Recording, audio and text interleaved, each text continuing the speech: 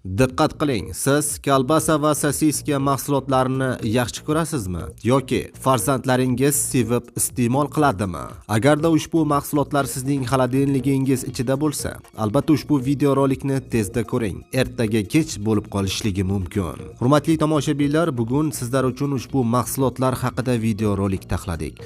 Ushbu videoroligimiz qanchadan qancha insonlarning hayotlarini saqlab qolishligi mumkin. Siz ham buning uchun bir dona like tugmachasini erinmasdan bosib qo'yishni unutmang. Assalomu alaykum hurmatli tomoshabinlar, tezkor yangiliklardan birinchilardan bo'lib xabardor bo'lishni istasangiz, videorolik ostiga like tugmachasini bosib kanalimizga obuna bo'lishni unutmang.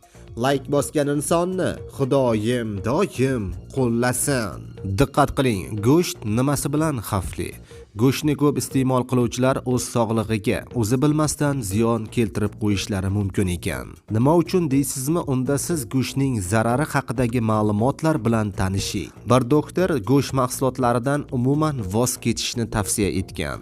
Sosiska va kolbasalar haqida esa umuman iste'mol qilishni unutganingiz yaxshi. Ularning hech qanday sog'liqqa, odamning tanasiga foydasi yo'q. Ammo lekin siz bu mahsulotlarni iste'mol qilsangiz, bu mahsulotlar saraton xavfini oshiradi.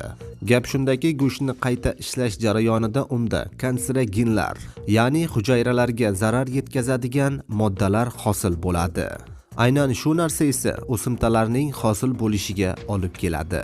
Hurmatli do'stlar, biz bu videoroligimiz orqali kolbasani qoralamoqchi emasmiz.